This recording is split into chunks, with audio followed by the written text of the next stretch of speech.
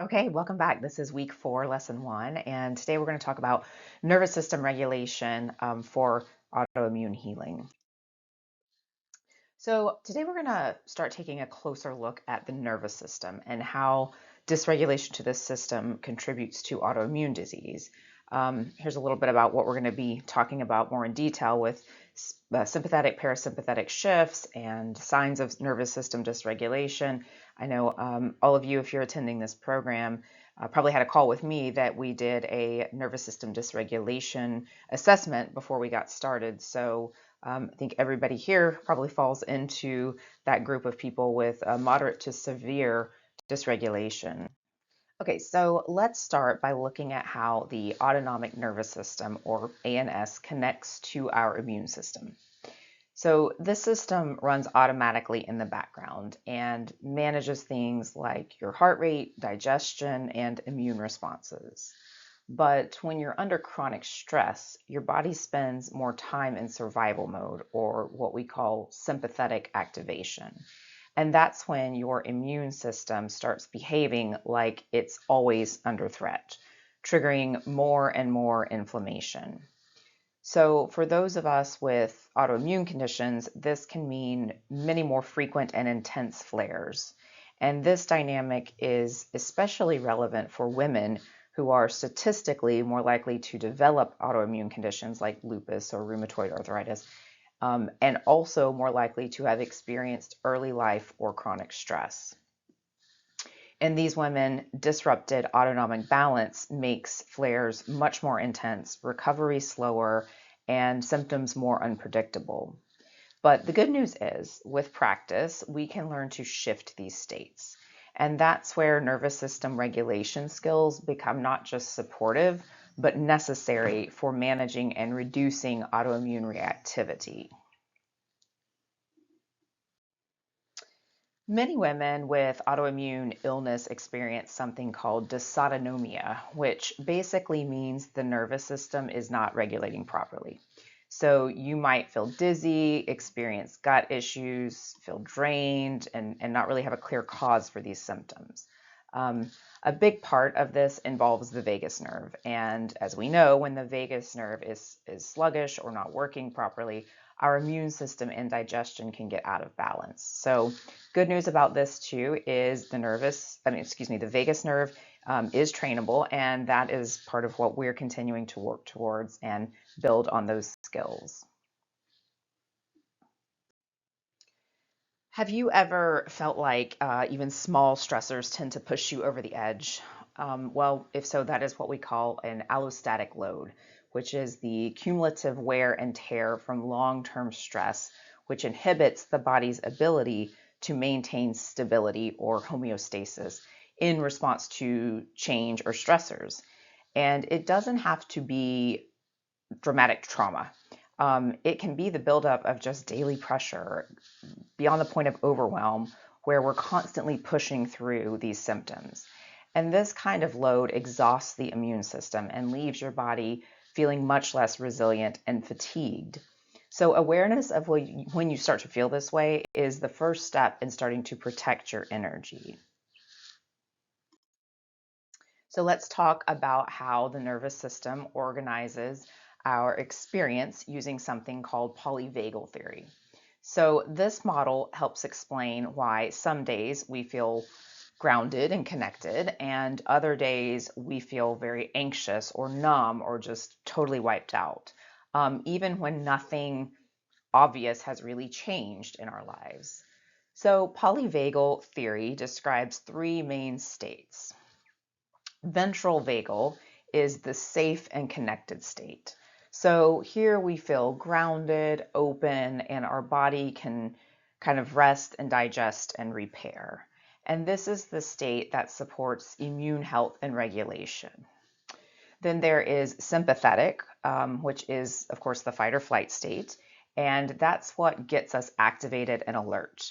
But when it's stuck on too long, it ramps up inflammation and depletes the immune system.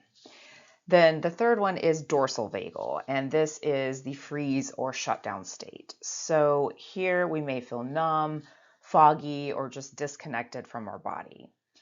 it often shows up as chronic fatigue or burnout. But when trauma happens, whether acute or chronic, obviously it disrupts our ability to return to ventral vagal safety. Instead, many of us live most of the time in one of these survival states, either activated or shut down. And this imbalance lowers immune resilience, increases pain, and keeps our system on edge all the time.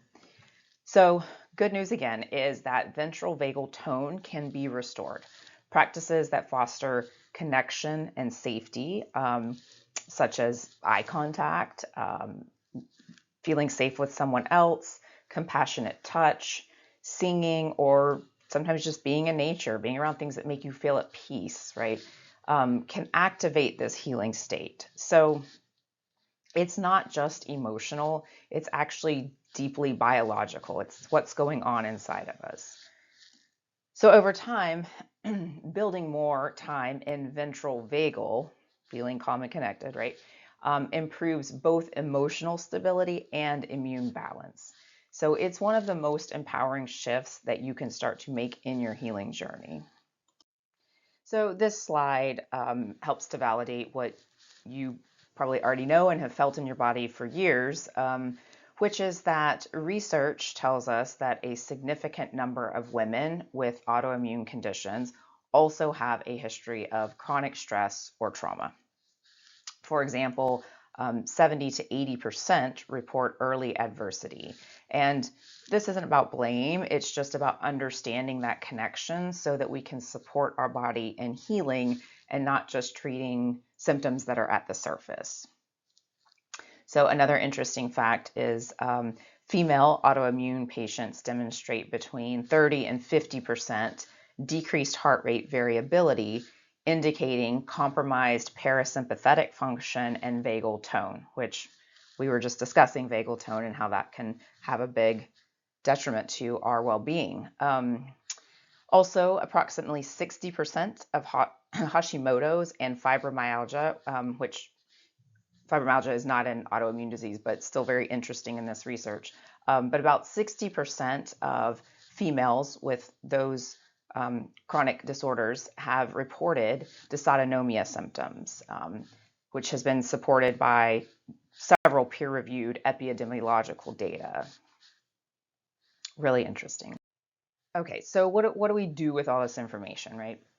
We've talked about how powerful breath work is, but it's not your only tool. Your nervous system also responds to rhythm, sound, and temperature. So try humming or chanting to stimulate your vagus nerve, right? We've talked about that. Splashing some cool water on your face or just some gentle movement, some swaying from side to side. These all may seem small, but they speak directly to your body's need for regulation and attunement, especially when you're too tired or wired for something like deep meditation or, just kind of sitting with your feelings and body scanning. So those are some really helpful tools if you just need a quick check-in. One of the most helpful things you can do for your health is learning how to pace. Not out of fear, but out of knowledge and wisdom. So neuroimmune pacing means tuning in early to signs of strain and making gentle adjustments before your body hits the wall, right? We've probably all experienced that. So this might look like taking a 10-minute rest when you start to notice that brain fog setting in, or skipping a social event if your gut just doesn't feel right or you just feel too fatigued. So listening now helps to prevent that crash later. So this slide helps us understand why autoimmune symptoms can feel so unpredictable. The body doesn't have just one stress response. It has a dynamic system that responds differently depending on the situation, history of past experiences, and internal reserves. So when we face acute stress, like a last-minute deadline or a confrontation or even just a sudden noise, our sympathetic nervous system kicks in. And that's the fight or flight state, right? Which in small doses, it's necessary. It's doing what it's supposed to. It's adaptive, right? It's telling you, oh no, something's not right.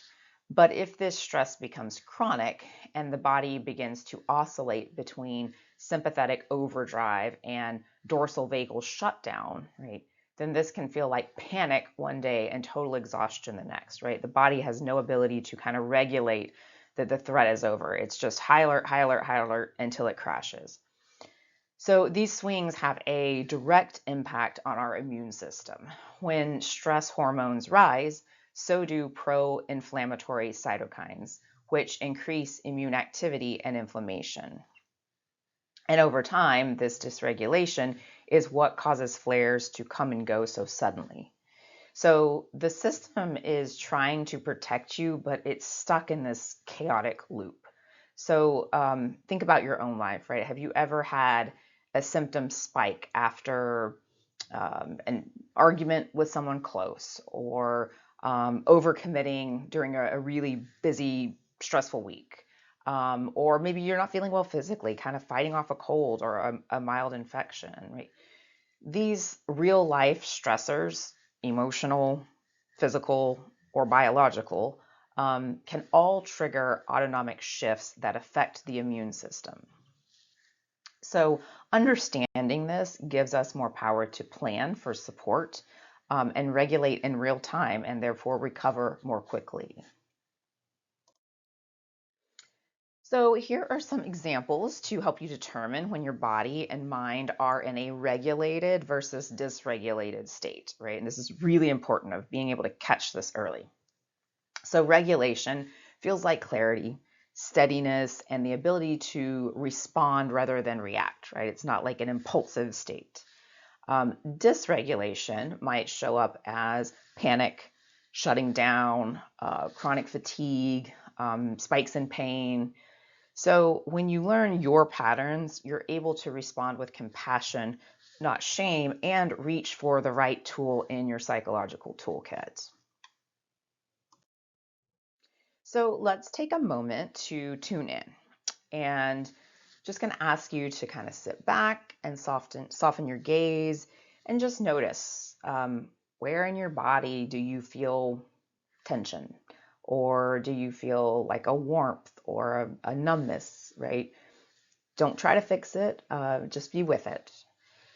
Because when we slow down and we listen to our body's signals, we start to rebuild that trust. And this is the foundation for our deeper healing. So again, try this check-in just at least once a day, even for a minute or two, right? There's also a printable somatic awareness exercise available in this week's course materials that just kind of continues to build on what we've talked about with feeling into your body and that somatic experiencing. So feel free to print that out and, of course, integrate that into your practice daily. We now have strong research showing that stimulating the vagus nerve, even in non-invasive ways, can improve inflammation, mood, and immune health. So studies show that lower CRP and IL-6 levels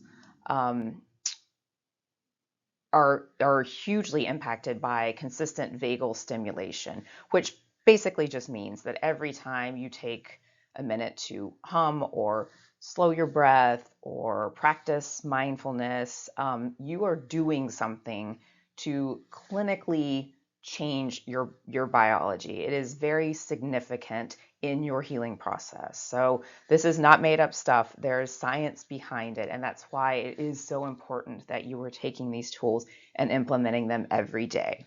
So again, there's a printable worksheet to go with this lesson, obviously. Please make sure that you go through it, and it'll walk you through some vagus nerve stimulation exercises that we're continuing to build on, and kind of what that has to do with what we talked about here today. So before we wrap up, I just want to invite you to reflect or journal on this question. What state is my nervous system most often in? And how can I begin to shift that, right? Because this is different for all of us. Some of us, we tend to operate in that kind of shut down freeze state, right? Or that heightened state of fight or flight. So take a moment and just check in with yourself and like, where do you tend to go, right? And how can you begin to shift your body out of that state? You might realize that you live in survival mode more than you thought. That might be kind of a constant thing for you. And that's okay. With this awareness, we can begin creating a different relationship with your nervous system. And that's really the point of this, right? A system that is grounded in safety and flexibility and self-compassion. That's what we're trying to create here. So just one more reminder, lots of worksheets and exercises and things in this week's companion curriculum. So be sure and check those things out. But thank you for joining me today and showing up for yourself. This is really important work, and I hope that you are rewiring your brain every day by practicing these things and reminding yourself that you are worthy of that. You're worthy of this healing. So looking forward to seeing you in our next lesson.